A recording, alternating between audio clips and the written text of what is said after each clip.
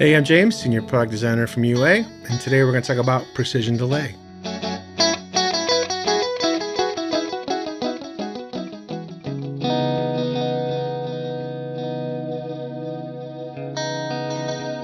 What you just heard and what I started off with was your classic studio delay setup. The note I put in gets delayed, and an exact version of that actually went left and right in a musical offset. Now, there are a few other fun things we can do, and they're based on sort of studio setups. So one thing I did at the end of that was add a modulation line just to the delay repeats. And it's not modulating the actual delay, it's an actual second unit that does just a chorus or flange sound on those delays. So you kind of maintain your delay sound while putting just a gentle stereo ambience on those delay repeats. So let me show you what we did here. I'm going to put the color back at noon. We're going to talk about that in a little bit. That is a combination treble and bass filter.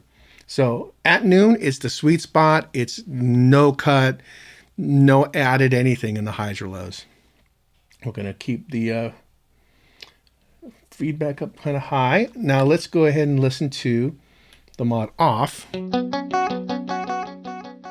Completely clean, no stereo image, except for the division control giving us the offset. So in this case, I can start to add in as much of the flanger sound as I want.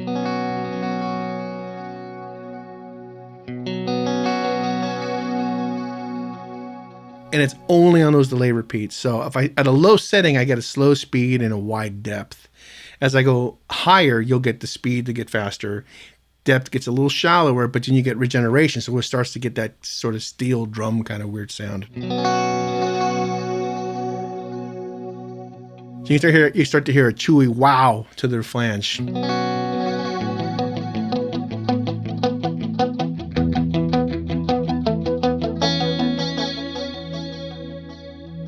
Now, if that's not your thing, and you only use that once in a while, you can always just go to B, and that disengages that unit.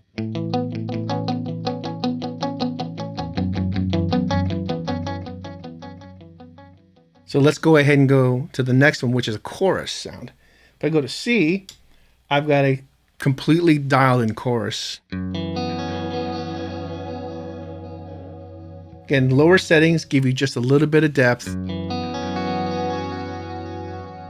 And it just gives you a little shimmer and a little stereo ambience. And as I raise that control, the speed gets faster, the depth starts to retune itself, and the mix gets louder. You can get to a point where we've dialed in sort of a faux vibrato circuit. So I can turn this all the way up, and the repeats will have a sort of Leslie-like sound to it.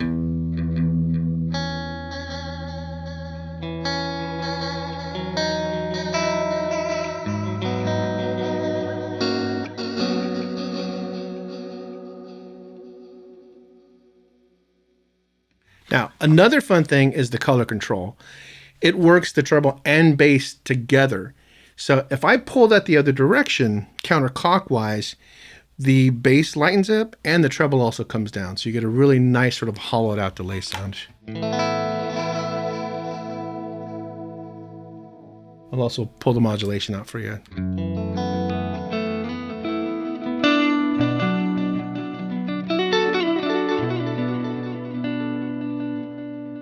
I can go the other direction and hype up the bass and treble by going past noon.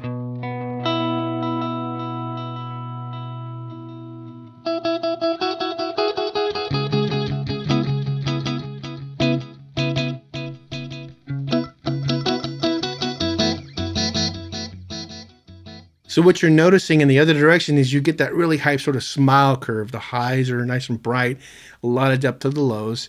So if you put things in the feedback path, you can start to sort of filter things. So I can leave something in here. Let's turn the feedback all the way up.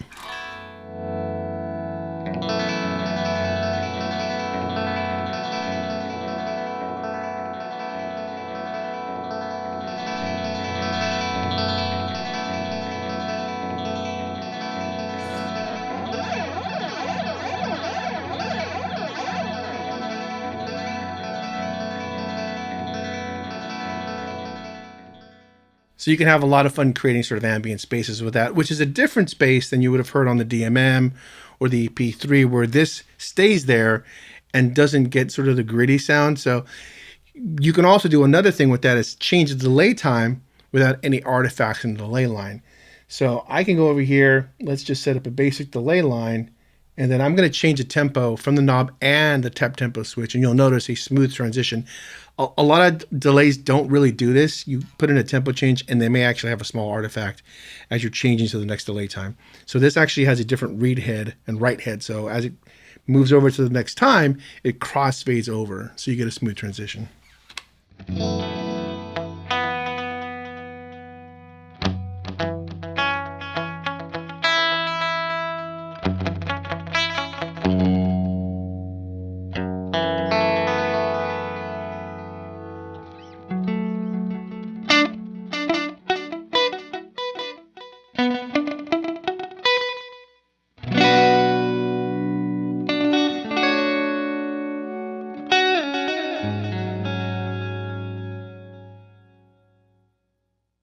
You can also do a lot of different stuff by playing with the mix control. One interesting thing is the kill dry. So if you are creating sort of these faux ambient things that are supposed to sound like the original input signal, you can actually have some fun by just turning that all the way up. Your dry is out of the signal. You can put the modulation there, and you can have some fun with some pads.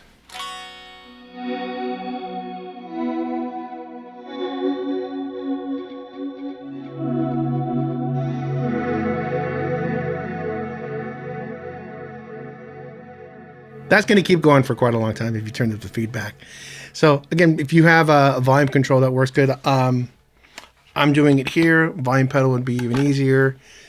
That's precision delay. Hope you find some other fun stuff to do with it too.